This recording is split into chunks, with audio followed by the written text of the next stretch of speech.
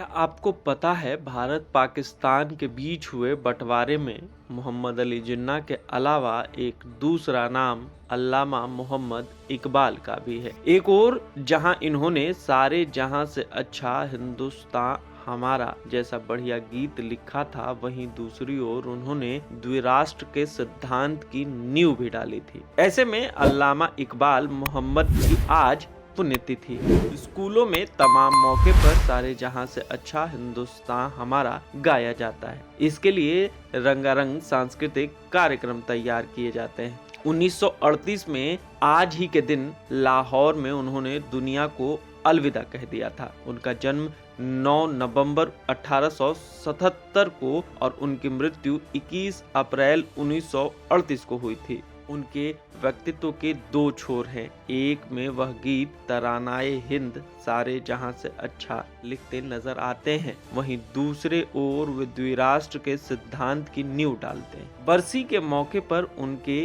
कृतित्व और भोपाल से उनके गहरे नाते का जिक्र प्रासंगिक है।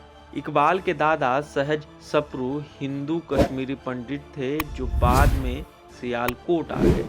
उन्होंने पाकिस्तान के लिए तराना ए मिली मुस्लिम समुदाय के लिए गीत लिखा, जिसके बोल चीन ओ अरब हमारा, हिंदुस्तान हमारा, मुस्लिम है वतन है सारा जहां हमारा, कुछ इस तरह से है। यह उनके मुस्लिम लीग और पाकिस्तान आंदोलन समर्थन को दर्शाता है। इकबाल मसौदी पाकिस्तान का जनक बन गए क्योंकि वह पंजाब, उत्तर पश्चिम फ्रंटियर प्रांत, सिंध और बलूचिस्तान को मिलाकर एक राज्य बनाने की अपील करने वाले पहले व्यक्ति थे। इंडियन मुस्लिम लीग के 21वें सत्र में उनके अध्यक्षीय संबोधन में उन्होंने इस बात का उल्लेख किया था जो 19 दिसंबर 1930 को इलाहाबाद में आयोजित की गई थी। भारत के विभाजन और पाकिस्तान की स्थापना का विचार सबसे पहले इकबाल ने ही उठाया था। 1930 में इन्हीं ने नेतृत्व में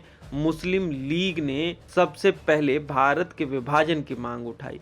इसके बाद इन्होंने जिन्ना को भी मुस्लिम लीग में शामिल होने के लिए प्रेरित किया और उनके साथ पाकिस्तान की स्थापना के लिए काम करने लगे। इन्हें पाकिस्तान में राष्ट्र कवि माना जाता है। इन्हें अल्लामा इकबाल मुफक्कीर पाकिस्तान, जो पाकिस्तान का विचारक, शायरे मशरिक, पूरब का शायर और हकीम उल उम्मा का विद्वान भी कहा जाता है। भारत में अल्लामा इकबाल की पहचान और प्रसिद्धि के दो छोर हैं। पहला वर्ष 1905 में सारे जहां से अच्छा हिंदुस्तान हमारा जैसे खूबसूरत और मकबूल तरानाए हिंद लिखना, और वर्ष 1930 में मुस्लिम लीग के अधिवेशन में दिया गया उनका भाषण। माना जाता है कि यह भाषण आगे चलकर द्विराष्ट्र के सिद्धांत और फिर पाकिस्तान के निर्माण का आधार बना। अपने अध्यक्षीय भाषण में उन्होंने तत्कालीन भारत के पश्चिमोत्तर इलाके के मुस्लिम बहुल प्रांतों को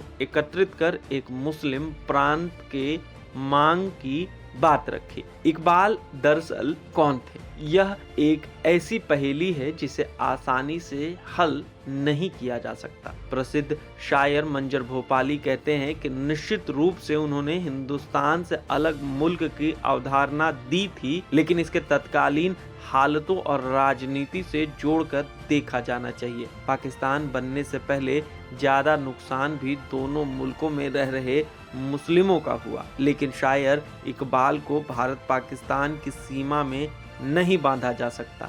वे पूरब के शायर थे। उनकी सर्वश्रेष्ठ रचना थी सारे जहां से अच्छा हिंदुस्तान हमारा ही है।